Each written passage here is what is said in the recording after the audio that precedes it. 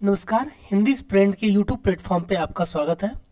हम लोग ancient history पढ़ रहे थे। एंशिएंट हिस्ट्री में हमारा जो टॉपिक है वो हड़प्पा सभ्यता है और ये हड़प्पा सभ्यता का हमारा तीसरा वीडियो है। ये तीसरा वीडियो है। इसके पहले हमारा 2 वीडियो कंप्लीट हो चुके हैं। इसमें से जो दूसरा वीडियो था, इसके पहले जो हमने लिया था, उसमें हमने जो टॉपिक पढ़े थे उसको एक बार रिकॉल कर लेते हैं। सबसे पहले हमने पढ़ा था नामकरण। नामकरण को लेकर जो भी उसके नाम थे हड़प्पा सभ्यता के, जैसे सिंधु घाटी सभ्यता, सिंधु सरस्वती सभ्यता, सरस्वती सभ्यता, फिर हड़प्पा सभ्यता, प्रथम नगरी क्रांति, कांस्ययुगीन सभ्यता, ये सब चीजें हमने पढ़ ली थी। जो दूसरा टॉपिक था हमारा, उसको हमने पढ़ा था कि हड़प्पा सभ्यता का कालक्रम।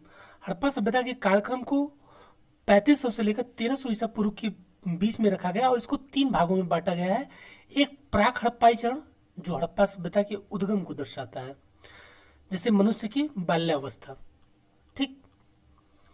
और फिर दूसरा था परिपक्व हड़प्पा, जिसके बारे में हम लोग पढ़ते हैं। जो हमारे जितने भी एनसीईआरटी की बुक पढ़ी होगी, हमने कहीं पे भी हड़प्पा सभ्यता के बारे में पढ़ा है, तो वो हमारा परिपक्व हड़प्पा सभ्यता के बारे में पढ़ते हैं हम लोग, जो 2600 से लेकर आपका 1900 ईसा पूर्व के आसपास आपका चला। सॉरी, 2600 से लेकर 1600 1700 ईसा पूर्व के आसपास आपका जो है परिपक्व हड़प्पा सभ्यता रही।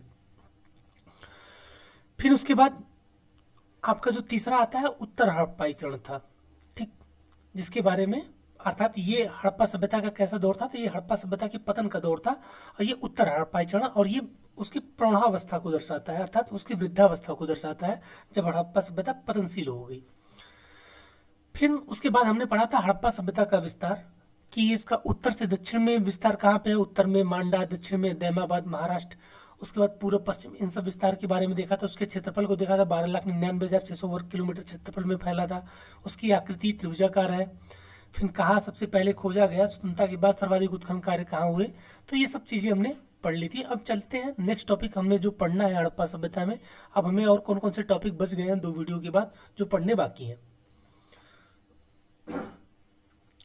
हमें पढ़ना है हड़प्पा सभ्यता के समकालीन विश्व की अन्य सभ्यताएं, जैसे मिस्र की सभ्यता, मेसोपोटामिया की सभ्यता, चीनी सभ्यता, और साथ में ही हम देख लेंगे उस समय यूरोप की क्या स्थिति थी, उत्तर पश्चिम, और साथ में ये देखेंगे कि उत्तर पश्चिम में तो हड़प्पा सभ्यता विकसित हुई, बाकी यूपी, बिहार और दक्षिण भारत में कौन सी उस समय क्या चल रहा था, इसके बारे में देख लेंगे। हड़प्पा सभ्यता का उद्भव हम देखेंगे। देशी उत्पत्ति बनाम विदेशी उत्पत्ति, जो उद्भव को लेकर विवाद है कि हड़प्पा सभ्यता का निर्माण किसने किया, क्या देसी लोगों ने किया या विदेशी लोगों, इसके बारे में जो विवाद है इसको देखेंगे। हड़प्पा सभ्यता का उद्भव उत्तर पश्चिम में ही क्यों हुआ और हड़प्पा सभ्यता ही विकसित क्यों हो गई, अन्य सभ्यताएं जो है क्यों नहीं विकसित हो पाई जो भारत में उस समय थी। प्रमुख हड़प्पाई स्थल और उनकी विशेषताओं के बारे में पढ़ेंगे, ठीक। और साथ में हड़प्पा सभ्यता की कला, वास्तुकला, उसकी नगर पद्धति, उनकी जीवन पद्धति, चाहे वो सामाजिक हो, आर्थिक हो, राजनीतिक हो, और साथ में ही हड़प्पा सभ्यता की पतन के बारे में पढ़ लेंगे। और ये हमारा हड़प्पा सभ्यता का लगभग पूरा टॉपिक हमारा समाप्त हो जाएगा। तो आइए आज का टॉपिक स्टार्ट करते हैं, हड़प्पा सभ्यता के समकालीन विश्व की अन्य सभ्यताएं। देखिए, प्राचीन समय में जितनी भी, चाहे पाषाण काल से लेकर आप हड़प्पा काल तक आ जाइए, तो मैक्सिमम आपकी जो सभ्यताएं देखने को मिलती हैं वो आपको नदी घाटी सभ्यताओं, नदी घाटियों के किनारे ही देखने को मिलती है। पाषाण काल में भी आपने देखा था, आप हड़प्पा सभ्यता में भी देखेंगे। और हड़प्पा सभ्यता के समकालीन, चाहे मिस्र में हो, चाहे मेसोपोटामिया में हो, चाहे वो चीन में हो, सारी सभ्यताएं नदियों के किनारे ही विकसित हुई। क्या कारण था कि नदियों के किनारे वो विकसित हुई, तो उसके पीछे जो कारण है कि आप जानते हैं कि नदियों के किनारे आपकी क्या होती है, उपजाऊ भूमि होती है। वो अन्य सेक्टरों की तुलना में, आपका जो गंगा नदी के कछारी सेक्टर में आप जाके खेती करिए तो आसान होता है, ठीक। चूंकि नदियों द्वारा प्रतिवर्ष यहाँ पे बाढ़ के द्वारा मिट्टी लाके जमा कर दी जाती है, तो ये सेक्टर काफी उपजाऊ, तो बिना खाद के भी इसमें आसानी से खेती की जा सकती है। दूसरा, जो पत्थर के औजार उस समय मानव के पास थे, या जो तांबे के औजार थे, उनके लिए ये मिट्टी उपयुक्त थी खनाई और गुड़ाई करने में, फसल की कटाई करने में। तीसरा था कि मनुष्य के लिए जो था जल के स्रोत, पीने के पानी, वो उपलब्ध था। आज मनुष्य तकनीकी रूप से ज्यादा उन्नत है, तो वो विश्व के किसी भी सेक्टर में जाके बस सकता है, रेगिस्तान में बस सकता है और चांद पे जाके बस सकता है। लेकिन उस समय का मानव इतना उन्नत तो और प्रगतिशील था नहीं, उसके पास ऐसी तकनीक थी नहीं, तो उसके लिए जो स्रोत थे वो नदियां ही थी। सिंचाई के साधन के लिए, पशुओं के लिए, सारी चीजें जो जल की व्यवस्था करनी थी वो उसको नदी घाटियों से प्राप्त हो जाती थी। इसीलिए विश्व की जो प्रमुख सभ्यताएं थी वो नदी घाटियों के किनारे विकसित हुई, भारत में चाहे विश्व में, आप देख लीजिए। ठीक, तो आइए पढ़ते हैं हड़प्पा सभ्यता के समकालीन विश्व की अन्य सभ्यताएं। तो अफ्रीका में कौन सी सभ्यता थी, एशिया में और यूरोप में देख लेंगे हम कि यूरोप में उस समय क्या चल रहा था जिस समय भारत में, एशिया में और अफ्रीका में सभ्यताओं का विकास हो रहा था। तो देखिए, अफ्रीका में जो सभ्यता विकसित हुई थी उसे कहते हैं मिस्र की सभ्यता। ये किस नदी के किनारे विकसित हुई थी, तो याद रखेंगे कि नील नदी के किनारे, ठीक, विकसित हुई थी। चीन में जो सभ्यता विकसित हुई वो पीली और यांगत्से नदी के किनारे विकसित हुई थी। इसे चीनी सभ्यता के नाम से जाना जाता है। मिस्र की सभ्यता को मिस्र की सभ्यता। इराक, वर्तमान में एशिया में, इराक में, भारत के पश्चिम में, इराक में जो सभ्यता विकसित हुई उसे मेसोपोटामिया की सभ्यता कहा जाता है।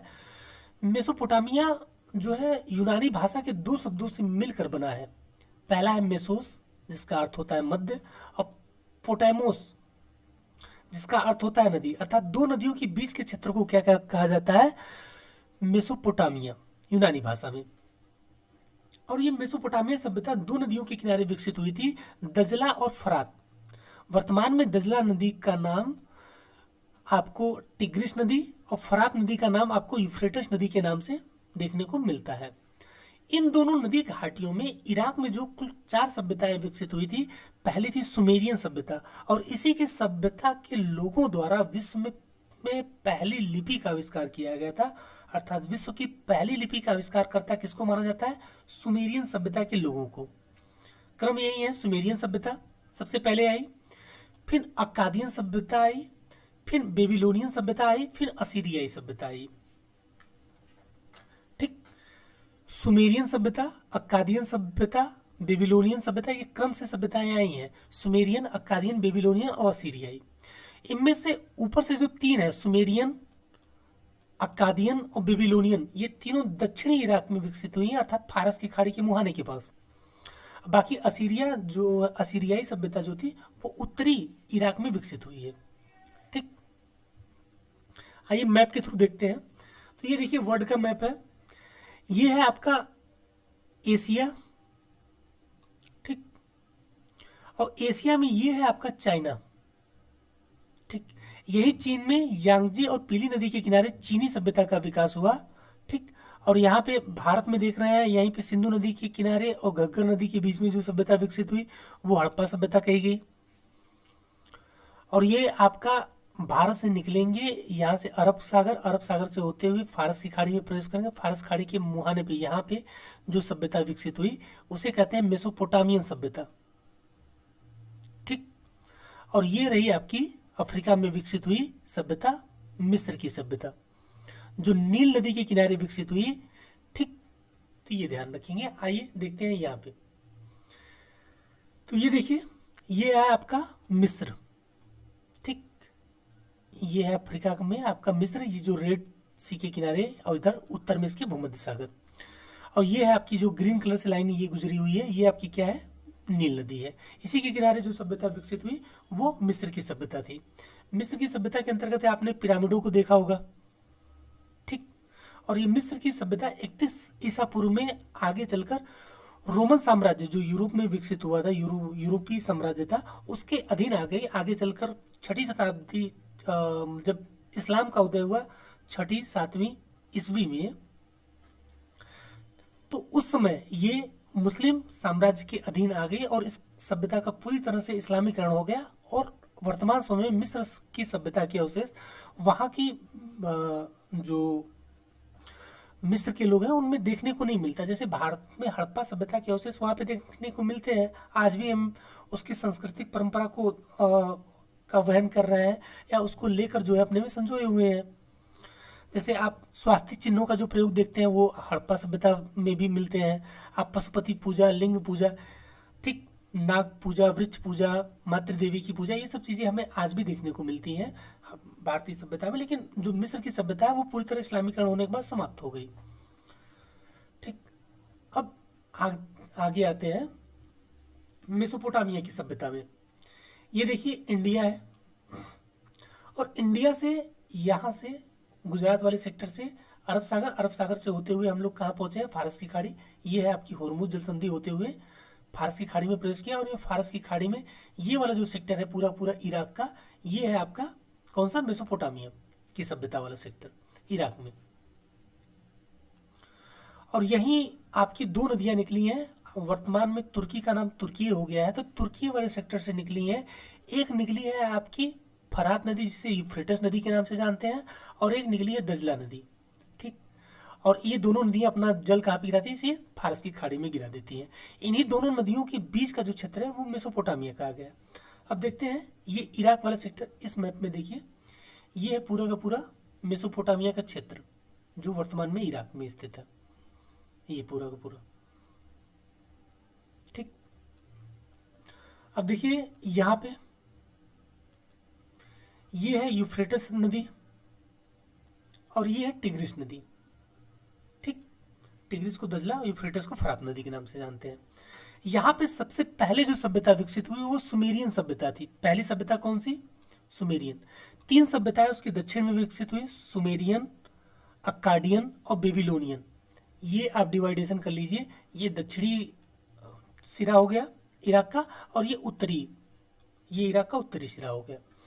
तो दक्षिणी इराक में कुल तीन सभ्यताएं विकसित हुई। सबसे पहली जो विकसित हुई वो 2400 ईसा पूर्व से पहले थी, नाम था सुमेरियन सभ्यता। इसी सभ्यता के लोगों ने ही सबसे पहले विश्व में प्रथम लिपि का आविष्कार करता सुमेरियन सभ्यता के लोगों को माना जाता है। उसके बाद सुमेरियन सभ्यता में जब पतन के लक्षण 2400 ईसा पूर्व में दिखने लगे तो यहाँ पे एक नई सभ्यता उभर के आई जिसका नाम था अक्कादियन सभ्यता। और अक्कादियन सभ्यता का आप उल्लेख मिलते हैं, जो आपने पढ़ा होगा कि जो सारगोन का अभिलेख है जिसमें मेलुहा, दिलमुन और माकन जैसे नगरों का उल्लेख है, यही अक्कादियन सभ्यता के लोग थे जिन्होंने लेखों में, जिनका व्यापार सिंधु घाटी सभ्यता के लोगों के साथ होता था। 2400 ईसा पूर्व के आसपास ये सभ्यता जो है विकसित हुई यहीं दक्षिणी इराक में, अर्थात टिग्रिस और यूफ्रेटस नदी के दक्षिण में, यहाँ पे इस वाले सेक्टर में। यहीं पे एक शहर था बेबीलोन। अक्कादियन सभ्यता में जब पतन के लक्षण दिखने लगे तो बेबीलोन शहर उस समय काफी तेजी से उन्नति हुई और इस शहर के नाम पे इस सभ्यता का नाम पड़ा बेबीलोनियन सभ्यता। ठीक, उसके बाद 1100, ये लगभग 2000 ईसा पूर्व में ये आपकी विकसित हुई बेबीलोनियन सभ्यता, तीसरी। फिर चौथी आपकी उत्तरी आपके इराक में विकसित हुई। सारी की सारी सभ्यताएं आपकी यूफ्रेटस और टिग्रिस नदियों में विकसित हुई हैं। तो असीरियाई सभ्यता देख लीजिए, ये उत्तरी इराक में विकसित हुई, लगभग 1100 ईसा पूर्व के आसपास ये जो है विकसित हुई असीरियाई सभ्यता। असीरियाई सभ्यता विकसित हुई और ये 1100 ईसा पूर्व में रही। आगे चलकर जो और इन्हीं चारों सभ्यताओं का, ये चौथा सबसे लास्ट में है आपका असीरियाई सभ्यता, और इन्हीं चारों सभ्यताओं को मिलाकर सम्मिलित रूप से कहा जाता है मेसोपोटामिया की सभ्यता। और आगे चलकर छठी शताब्दी में जब इस्लामीकरण तेजी से हुआ, इस्लाम का उदय हुआ, 600 पैगंबर 600 570 80 के करीब जब पैगंबर मोहम्मद साहब आए, जब इस्लाम की सत्ता का तेजी से प्रसार हुआ पश्चिमी एशिया में और अफ्रीका वाले सेक्टर में, तो उस समय ये जो इराक वाला मेसोपोटामिया वाला सेक्टर था ये भी उससे अछूता नहीं रहा, ये भी वर्तमान समय में पूर्णतः इस्लामीकरण हो गया है। अब इसमें मेसोपोटामियाई सभ्यता के तत्व देखने को नहीं मिलते हैं। अब देखते हैं समकालीन यूरोप की बात करते हैं। ये है आपका यूरोप।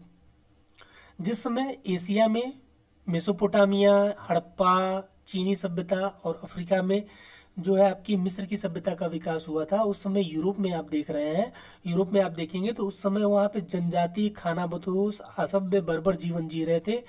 एशिया के लोग नगरों में रह रहे थे, उन्नत शहरी व्यवस्था, प्रशासनिक व्यवस्था, जल निकासी की उत्तम व्यवस्था, ये सब चीज़ें, ये नगरीकरण के लक्षण वहाँ पे मौजूद थे। जबकि यहाँ पे खानाबदोश जिंदगी था। एशिया के लोग अधिशेष का उत्पादन कर रहे थे, ये लोग अधिशेष का उत्पादन ही नहीं कर पा रहे थे, अपने पेट भर ले, यही बड़ी बात थी इनके लिए। और ये लोग फिर बाद में आगे चल के भारत और अफ्रीका में या विश्व के अन्य देशों में अपने उपनिवेशों की स्थापना करते हैं और देते हैं कि हम लोगों को सभ्य बनाने आए हैं। जबकि 2500 ईसा पूर्व जब विश्व में सबसे पहले सभ्यता का आगमन हुआ तो यूरोप उस समय सभ्यता के दौर से काफी पीछे था। ये उन देशों को सभ्य बनाने आए थे जहाँ पे सभ्यता उनके सभ्य होने से पहले ही सभ्य थी। ठीक। तो जिस समय 2500 ईसा पूर्व के समय यूरोप की स्थिति आपने देखी, वो पे नवपाषाणी की या ताम्रपाषाणी की स्थिति के दौर से ये गुजर रहे थे। तांबे के उपकरणों का प्रयोग कर रहे थे, तो खाना बदोश जिंदगी थी इनकी, असभ्य बर्बर इनकी लाइफ थी। ठीक। अब आते हैं भारत में। तो हमने देख लिया, यूरोप को भी देख लिया, अब देखते हैं भारत में हड़प्पा सभ्यता के समकालीन। हड़प्पा सभ्यता का विस्तार देख लीजिए, ये रहा हड़प्पा सभ्यता का विस्तार भारत में। ठीक। ये है वर्तमान में अर्थात हड़प्पा सभ्यता का विस्तार जो अभी तक हमें प्रमाण के थ्रू मिला है। अर्थात इतने सेक्टरों में तो हड़प्पा सभ्यता विकसित हुई थी। जो उन्नत नगरीकरण को हम देखते हैं वो इतने सेक्टरों में देखने को मिलता है। बाकी अन्य सेक्टर, ये पूर्वांचल वाला, पश्चिमी यूपी वाला देखिए सेक्टर, सॉरी पूर्वी यूपी वाला देखिए, बिहार, दक्षिणी बिहार, सॉरी दक्षिण भारत, ये सब सेक्टर आपके नवपाषाणिक स्थिति में गुजर रहे थे। जिस समय हड़प्पा सभ्यता में नगरीकरण चरण पे था, यहाँ पे नवपाषाण काल था। और हड़प्पा सभ्यता के 100-150 सालों बाद भारत में ताम्रपाषाणकालीन संस्कृति का उदय राजस्थान में हुआ। आप 2400 ईसा पूर्व के आसपास देखेंगे आहार या बनास संस्कृति का उदय होता है। कहाँ पे? इसी राजस्थान में। ठीक। तो हड़प्पा सभ्यता के दौर में, जिस समय हड़प्पा सभ्यता विकसित हुई, उस समय भारत के अन्य सेक्टरों में जो लोग थे वो हड़प्पा सभ्यता की तुलना में काफी पिछड़े थे। दक्षिण भारत में नवपाषाण काल, उत्तर प्रदेश, बिहार और इस वाले सेक्टर में भी नवपाषाण काल, और यहाँ जो आप देख रहे हैं उसके 100-150 सालों बाद यहाँ पे तांबे के उपकरणों का प्रयोग प्रारंभ हुआ राजस्थान वाले सेक्टर में, जिसे कहते हैं आहार। उसके बाद फिर मालवा, बनास का था, ये सब संस्कृतियां विकसित हुई। अर्थात हड़प्पा सभ्यता के समकालीन हमने संस्कृतियों को देख लिया कौन कौन सी थी। अब हमारा जो नेक्स्ट टॉपिक है वो है हड़प्पा सभ्यता का उद्भव। हम जो हड़प्पा सभ्यता का अध्ययन करते हैं वो विकसित नगरी स्वरूप का करते हैं, जहाँ उन्नत नगरीकरण है, विकसित व्यापार और वाणिज्य है, माप तौल की उचित व्यवस्था है और धर्म की विविध स्वरूप है। तो ऐसे में हमारे समझ से ये प्रश्न उठता है कि भैया इतनी उन्नत नगरीय व्यवस्था वाली सभ्यता, वो जो है कि निर्माता कौन थे? इतनी उन्नत नगरी वाली व्यवस्था के निर्माता कौन थे? क्या वो देसी लोग थे या विदेशी लोग थे? दूसरा, इसको लेकर जो मत चला है, एक है कि क्या इसके निर्माता बाह्य आक्रमणकारी थे जैसे आर्य?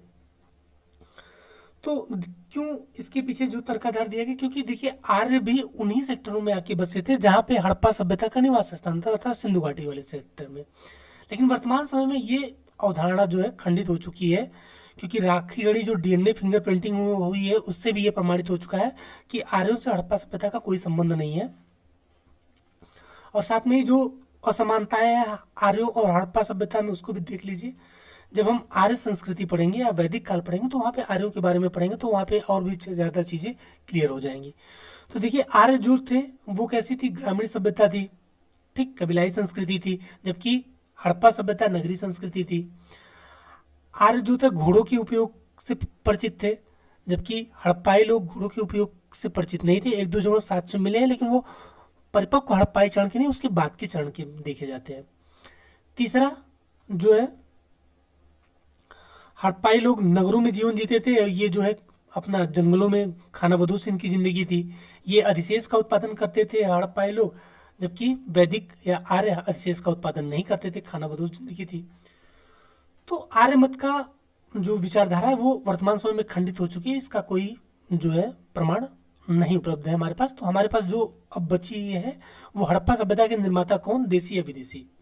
ठीक, यहाँ पे देखिए हड़प्पा सभ्यता के उद्भव को लेकर ये दो प्रकार के प्रश्न हमारे सामने उठते हैं कि भैया विदेशी लोगों ने इस सभ्यता का निर्माण किया, अर्थात बाहर से लोग आए हड़प्पा सभ्यता में आके बस गए, या देसी मूल के अर्थात यहीं के लोगों ने इस सभ्यता का विकास किया।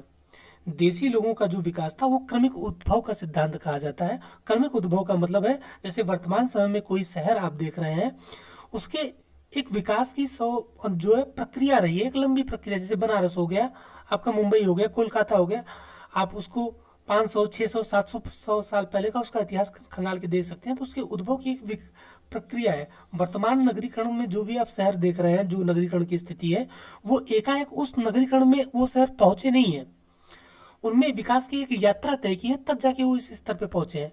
वैसे एक देसी उत्पत्ति वाले विचारधाराओं या जो विद्वानों का मानना है कि हड़प्पा सभ्यता का जो विकसित हड़प्पा सभ्यता थी, उसके निर्माता कोई बाहरी न होकर देसी थे, और ये यहीं के लोग थे जो धीरे धीरे अपने आप को डेवलप करते हुए विकसित हड़प्पा सभ्यता में कन्वर्ट हो गए।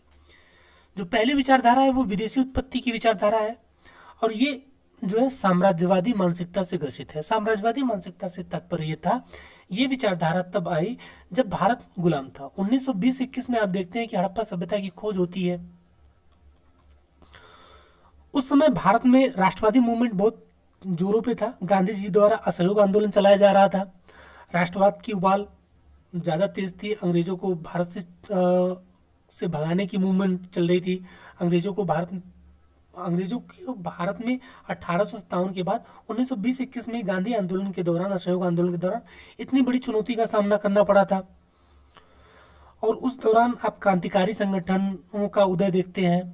और 1924-25 तक जब ये सभ्यता प्रकाश के विश्व के सामने आई कि भारत में 2500 ईसा पूर्व में जो सभ्यता थी उसका नगरीकरण या वो सभ्यता काफ़ी उन्नतशील थी। वर्तमान में कुछ नगर, यूरोप के नगर भी उसकी तुलना में काफ़ी पीछे थे। ऐसे में ब्रिटिश सरकार जो राष्ट्रवादी भावना को और कहीं प्रबल न हो जाए, क्योंकि सभ्यता को लेकर अब ब्रिटेन से प्रश्न पूछे जाते कि आप सभ्य किसको बनाने आए थे।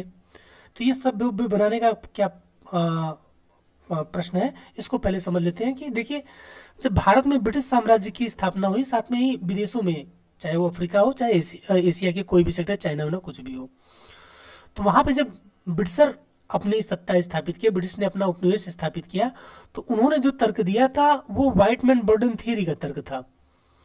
व्हाइट मैन बर्डन थियरी क्या थी? ये रुडयार्ड किपलिंग जो लेखक थे, उनके द्वारा जब यूरोपीय लोग विदेशों में अन्य सेक्टरों में जाकर संसाधनों की तलाश में जुटे और संसाधनों को लेने के साथ साथ वहाँ पे राजनीतिक और आर्थिक अधिकार जमाना प्रारंभ कर दिए, तो उनसे प्रश्न कहीं उपनिवेश वाले न पूछे, इसलिए उन्होंने जो थियरी गढ़ी वो व्हाइट मैन बर्डन थियरी थी। व्हाइट मैन बर्डन थियरी क्या थी कि भैया, उन्होंने कहा कि जो श्वेत नस्ल के लोग हैं, अर्थात यूरोपीय लोग, ये दुनिया पे शासन करने के लिए बने हैं और भगवान ने इनको दुनिया को सभ्य करने का जो है बीड़ा इन्हीं को दिया हुआ है। अर्थात दुनिया को सभ्य जब तक ये नहीं बना ले तब तक इनके दायित्व तो खत्म नहीं होंगे, इसलिए वो भारत को सभ्य बनाने आए, अफ्रीका को सभ्य बनाने आए, और विश्व में आप देखते हैं उत्तरी अमेरिका, दक्षिणी अमेरिका, इन सब सेक्टरों में उन्होंने अपने उपनिवेश बनाए। और उसके पीछे तर्काधार क्या था? White man. और साथ में भारत को लेकर जो उन्होंने पश्चिम में जो अवधारणा फैलाई थी वो था कि भारत भूखे नंगों, गरीबों, साफ सपेरों का देश है। यहाँ पे फकीर ऋषि हैं, अर्धनंगे लोग रहते हैं, ठीक है, न इनकी भाषा सही है, न संस्कृति सही है, न आचार विचार सही है, रूढ़िवादी हैं। इन सब तरह की तमाम जो है बुरी बातें पश्चिम जगत में इन्होंने फैलाई थी। लेकिन 2500 ईसा पूर्व में जब हड़प्पा सभ्यता प्रकाश में आई, जो 2500 ईसा पूर्व की बात कर रही थी, और उस समय जो नगरीकरण था वो काफ़ी उन्नत था। ऐसे में अब यूरोप में और भारत के लोग ये उनसे प्रश्न करते कि भैया, सभ्य आप किसको बनाने आए थे जो 2500 ईसा पूर्व से सभ्य थे? इसके पहले हमने देखा कि भैया 2500 ईसा पूर्व में यूरोप की क्या दशा थी? वो असभ्य और बर्बर थे। जो असभ्य बर्बर थे वो सभ्य बनाने आए थे एशिया और अफ्रीका को। ऐसे में कहीं उपनिवेश के लोग ब्रिटिश साम्राज्य से प्रश्न न पूछे, इसको लेकर उन्होंने जो उत्पत्ति की अवधारणा हड़प्पा सभ्यता को लेकर चलाई, वो उन्होंने कहा कि विदेशी उत्पत्ति की अवधारणा। किसी भी देश के इतिहास जब किसी के हाथ में है, वो ब्रिटिश साम्राज्य के हाथ में था उस समय, तो उन्होंने उसको अपने हितों के हिसाब से खेला और उन्होंने ये प्रमाणित करने का प्रयास किया कि देखिए, जरूर भारत में आके बसे थे, हड़प्पा सभ्यता का उद्भव भारत में हुआ था, लेकिन इसको बसाने वाले लोग यहाँ के नहीं थे। वो कहाँ के थे? विदेशों से आए थे, पश्चिम की तरफ से प्रवास करके आए थे। मेसोपोटामियाई लोग थे जो प्रवास करके भारत में आए थे और उन्होंने उन्नत नगरी सभ्यता को जो है भारत में जो है स्थापित किया, जिसे हम हड़प्पा सभ्यता के नाम से जानते हैं। इस विचारधारा के समर्थक प्रमुख विद्वानों में से आप गार्डन चाइल्ड का नाम ले सकते हैं, क्रेमर का नाम ले सकते हैं। ईजीएस मैके का नाम ले सकते हैं, ग्रेगरी पार्सेल और सिरिन रत्नाकर का नाम ले सकते हैं, और इसी मत के पोषक आपके डीडी कौशाम्बी महोदय भी थे जो भारतीय थे। इन्होंने जो आधार बनाया, इन्होंने जो तर्क दिए कि भैया हड़प्पा सभ्यता के लोग विदेशी थे, उसके पीछे जो इनका तर्क आधार था कि देखिए हड़प्पाई लोग दुर्गों का निर्माण करके रहते थे, अर्थात बड़े बड़े बाउंड्री या घेरे बनाकर रहते थे। ये ऐसा इसलिए इनका कहता ये ऐसा इसलिए करते थे क्योंकि ये देसी लोगों से जो भारत में उस समय निवास करते थे उनसे स्वयं को पृथक दर्शाना चाहते थे। दूसरा, जो जिगुरात मेसोपोटामिया में मिले हैं वैसे साक्ष्य आपके बलूचिस्तान में मिले हैं, तो इनका देखिए वहीं से प्रवास होकर बलूचिस्तान वाले सेक्टर में मेसोपोटामिया है। तो ये जिगुरात क्या होते थे, यहाँ पे देखेंगे पूजा स्थल होते थे। ये आप देख रहे हैं ना, जिगुरात है ये, यहीं पे आपका जो है पुरोहित वर्ग आपका पूजा पाठ करता था। ऐसे ही कुछ प्रमाण आपके जो है कहाँ से कहाँ मिले हैं, बलूचिस्तान वाले सेक्टर में देखने को मिलता है। और तीसरा इन्होंने कहा कि देखिए जो मेसोपोटामिया में भी सहतीरों का प्रयोग होता था और हड़प्पा में भी देखिए सहतीरों का प्रयोग होता है। सहतीर क्या होते थे, वर्तमान में जब तक लिंटर की व्यवस्था नहीं थी घरों में, तो गार्डर पटिया से जब घर बनाए जाते तो बीच में जो सपोर्टिंग एलिमेंट के रूप में गार्डर प्रयोग किया जाता है, इसके ऊपर पटिया को रखा जाता था ऐसे। तो ये जो गार्डर रखा जाता था उसी को ही कहा जाता है सहतीर। या प्राचीन समय में जो कच्चे घास फूस के मकान बनते थे तो उसमें बीच में ये जो मकान में जो सपोर्टिंग एलिमेंट होता था जिसके सहारे ये ऊपर की छत टिकी होती थी, ये मोटी सी लकड़ी, इसको कहते थे सहतीर। ठीक, इन्होंने कहा सहतीरों का प्रयोग वहाँ पे भी होता था मकानों में छाजन के रूप में, यहाँ पे भी हो रहा है। तो इनका ये तर्क था। लेकिन समय के साथ 1947 के बाद जब देश आज़ाद हुआ तो भारत में स्वतंत्र इतिहास लेखन की परंपरा विकसित हुई। अब वो साम्राज्यवादी किसी देश या साम्राज्य के गुलाम नहीं थे, उनकी स्वतंत्र विचारधाराएं थी। जब उन्होंने अध्ययन किया तो उन्होंने मेसोपोटामियाई उत्पत्ति की विचारधारा को इस आधार पर खारिज किया। उसके पीछे उनका तर्क क्या था, देखिए, विदेशी उत्पत्ति वाले मत का खंडन, ये मेसोपोटामियाई सभ्यता और ये हड़प्पाई सभ्यता। इन्होंने कहा कि भैया जब दोनों के पूर्वज एक थे तो इनमें अंतर क्यों देखने को मिलता है। जैसे मेसोपोटामिया में बेलनाकार मोहरे हैं, तो यहाँ पे हड़प्पा सभ्यता में आयताकार या वर्गाकार मोहरे देखने को मिल रही हैं। जो मेसोपोटामियाई लिपि है वो कीलनुमा है, इनकी लिपि चित्राक्षर है। देखिए ये मेसोपोटामियाई लिपि है और ये आपकी हड़प्पाई लिपि है, ये वाली। ये मेसोपोटामियाई कीलाक्षर लिपि, ये चित्राक्षर लिपि। मेसोपोटामियाई कच्ची ईंटों से घरों का निर्माण करते थे, जबकि हड़प्पा सभ्यता में पक्की ईंटों का प्रयोग होता था। नगर अव्यवस्थित थे, अर्थात कोई योजनाबद्ध तरीके से नहीं बसाए गए थे। नगर ग्रिड प्रणाली से बसे हुए थे। पूजा स्थल और मंदिर के प्रमाण मिले हैं, यहाँ पे पूजा स्थल और मंदिर के प्रमाण हड़प्पा सभ्यता में नहीं मिलते हैं। अब चूंकि विदेशी उत्पत्ति की विचारधारा का खंडन हो चुका था तो उसके एवज में जो नई विचारधारा निकल के आई वो देसी उत्पत्ति या क्रमिक विकास की अवधारणा थी। इन्होंने बताया कि हड़प्पा सभ्यता का विकास 3500 विकसित हड़प्पा सभ्यता का विकास या परिपक्व हड़प्पा सभ्यता का विकास 3500 से लेकर 2600 तक वहीं के स्थानीय उत्तर पश्चिम भारत में स्थित स्थानीय लोगों ने किया। इस मत के जो समर्थक थे वो डीके चक्रवर्ती थे। डीके चक्रवर्ती, एनजी मजूमदार, अमलानंद घोष, एमआर मुगल, ये पाकिस्तानी पुरातत्वविद थे। इनका प्रमुख योगदान रहा है देसी उत्पत्ति या क्रमिक विकास की अवधारणा को विकसित करने में। इन्होंने चोलिस्तान क्षेत्र का विस्तृत अध्ययन किया। चोलिस्तान कौन सा है, तो जो थार मरुस्थल केवल देखिए भारत के राजस्थान में स्थित नहीं है। थार मरुस्थल का थोड़ा सा विस्तार आपको पाकिस्तान में भी देखने को मिलता है। जो पाकिस्तान में थार मरुस्थल का विस्तार है उसी को ही चोलिस्तान कहा जाता है। इन्होंने चोलिस्तान का अध्ययन किया और वहां से जो उनको साक्ष्य मिले उन्होंने ये बताया कि भैया हड़प्पा वासी कहीं बाहर से नहीं आए थे, वो यहीं के लोग थे और इन्हीं के लोगों के द्वारा ये संस्कृति डेवलप की गई। तो क्रमिक उत्पत्ति क्या थी, जैसे हड़प्पा सभ्यता देखिए खुदाई के 2 तरीके होते हैं, एक क्षैतिज होती है इस प्रकार से, ठीक, लंबवत आप ऐसे मतलब खोदते हुए चले गए, ऐसे ऐसे खोदते हुए यहाँ तक। तो इससे सभ्यता के विस्तार का पता चलता है कि कितने क्षेत्रफल में वो सभ्यता फैली है। और एक लंबवत होता है कि आप 5 मीटर, 10 मीटर, 15 मीटर, 20 मीटर ऐसे खोदते चले गए। तो जब आप इस स्तर पर खोदते हैं तो सभ्यता के नीचे सभ्यता के साक्ष्य मिलते हैं। जब लंबवत खुदाई भारत में की गई तो वहाँ पे प्रमाणित, जैसे ये हड़प्पा स्थल है, इसके नीचे जब खुदाई की गई ऐसे, तो यहाँ पे भी जो मृदभांड या अन्य चीजें मिली वो कैसी थी, वो हड़प्पा सभ्यता से लगभग समान मिलती थी। जैसे आज से 500 200 वर्षों पीछे चले जाइए तो वहाँ के लोगों में आपको जो साइकिल या मोटर गाड़ियाँ मिलेंगी वो वर्तमान समय से थोड़ी भिन्न थी, लेकिन थी तो गाड़ियाँ ही, उन्हीं का इवोल्यूशन होते हुए वर्तमान में मोटर गाड़ियाँ बनी है। तो वैसे ही इसके नीचे जब खुदाई हुई हड़प्पा सभ्यता के, तो प्रमाणित ये हुआ कि भैया इसके नीचे कुछ हड़प्पाई स्थल ऐसे मिले हैं जिनके नीचे हड़प्पा सभ्यता के साक्ष्य मिले हैं। अर्थात वो दिखाता है कि इसके पहले यहाँ पे सभ्यता थी, विकसित हड़प्पा सभ्यता से पहले, और ये धीरे धीरे विकसित होकर इस अवस्था में पहुंची है। तो इन विद्वानों ने जो अध्ययन किया,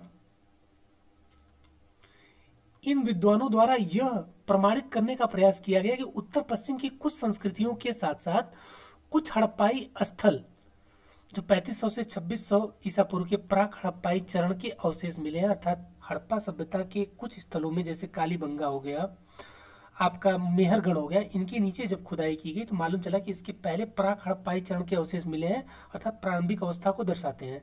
जैसे मनुष्य डायरेक्ट युवा अवस्था में नहीं जा सकता है, बाल्यावस्था के लक्षण उसमें होते हैं, तब जाके वो युवा अवस्था में पहुंचता है। वैसे ही हड़प्पा सभ्यता प्राक अवस्था से होते हुए फिर मतलब डेवलप की गई थी।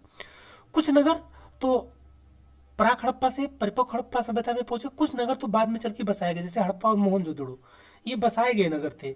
यही जो उत्तर पश्चिम में स्थित संस्कृतियां थी और कुछ हड़प्पा स्थल थे, यहीं के लोग निकल के हड़प्पा वाले सेक्टर में नगरों का निर्माण किया।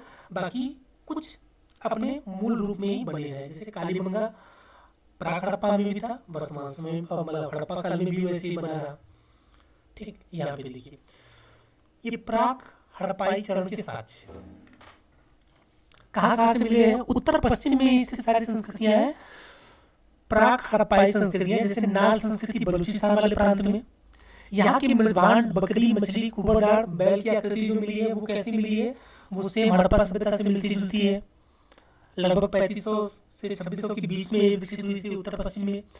कुल्ली संस्कृति, ये भी बलूचिस्तान में मकरान तट अर्थात समुद्र तट के किनारे स्थित है। यहाँ पे पत्थर के कई कमरे वाले घर मिले हैं, साथ में बैल की आकृति, माता देवी की मूर्ति मिली है। ये सब आपको हड़प्पा सभ्यता में देखने को मिलेंगे।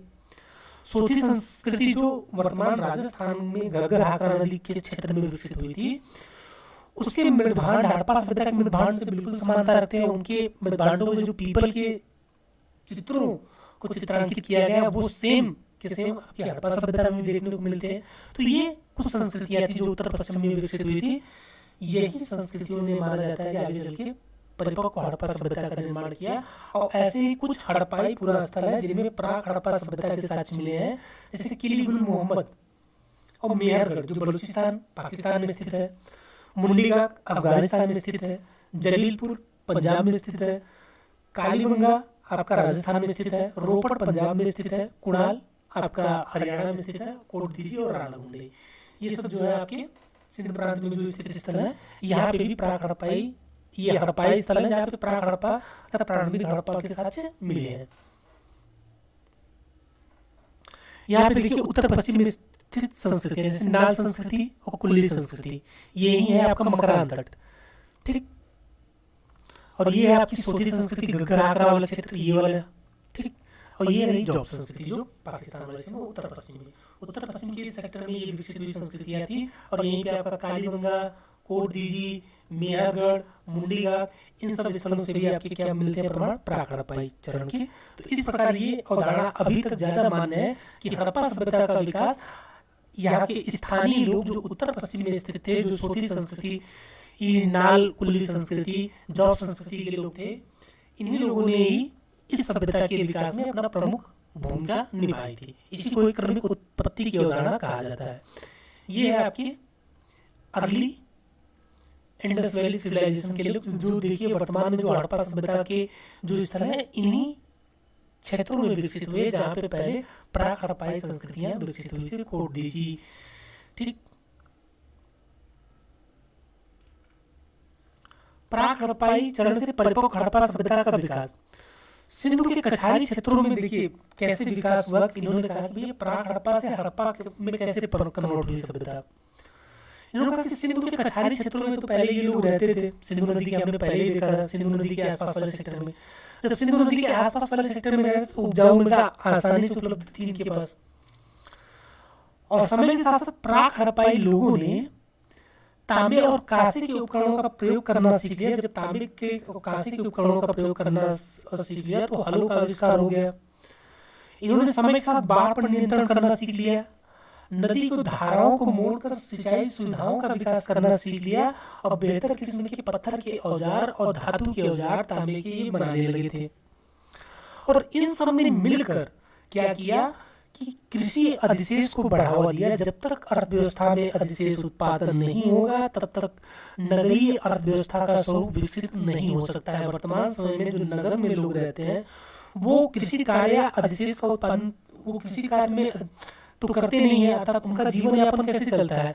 अर्थात जो ग्रामीण सेक्टर में जो भूमि है वहां से अधिशेष का मतलब अधिक अन्न उपजाया जा रहा है, जिसके थ्रू पूरे भारत में ये गवर्न हो रहा है, जिसके अन्य सेक्टरों में भी जा रहा है। तो जब तक अधिशेष का उत्पादन नहीं होगा तब तक परिवर्तन नहीं होगा। पाषाण काल में अधिशेष का उत्पादन नहीं हुआ, इसलिए वो आदिम अवस्था में बने रह गए। जैसे अर्थव्यवस्था में आप देखेंगे 6वीं शताब्दी ईसा पूर्व में जब अधिशेष का उत्पादन तेजी से होता है तो तेजी से अर्थव्यवस्था बढ़ती है। तो इन सब ने तांबे के और कांसे के उपकरणों ने बाढ़ नियंत्रण, नदी धाराओं को मोड़कर सिंचाई सुविधाओं के विकास ने और बेहतर किस्म के औजारों ने क्या किया, कृषि में अधिशेष को बढ़ावा दिया। और इस अधिशेष से इस अधिशेष पर निर्भर रहने वाला एक प्रशासक और प्रशासनिक तंत्र जन्म हो गया, पुरोहित और धार्मिक कर्मकांड का जन्म हो गया, और वाणिज्य, शिल्प और व्यापार को प्रोत्साहन मिला। क्योंकि अधिशेष था, कोई भी व्यक्ति यदि शिल्प बना रहा है तो उसका शिल्प या पत्थर के कोई मूर्ति बना रहा है तो उससे उसका पेट भरने वाला नहीं है, वो उसको बेच कर या उसका विनिमय करके कुछ वस्तुएं प्राप्त करेगा और उससे अपना जीवन यापन करेगा। व्यापार वाणिज्य के लिए भी चाहिए अधिशेष उत्पादन। तो इन सब ने मिलकर व्यापार और वाणिज्य अधिशेष ने शासक, प्रशासक, पुरोहित और कर्मकांड, साथ में व्यापार और वाणिज्य को प्रोत्साहन दिया। और इन्हीं व्यापार और वाणिज्य की इन सब के सम्मिलित रूप ने जो है नगरीकरण के विकास में बल दिया और उसने जो है फिर विकसित हड़प्पाई सभ्यता का विकास किया। तो इस प्रकार ये क्रमिक उत्पत्ति की अवधारणा थी और कैसे प्राक हड़प्पा से परिपक्व हड़प्पा सभ्यता में पहुंचे उसके बारे में बताया गया है। आज के लेक्चर में इतना ही, धन्यवाद।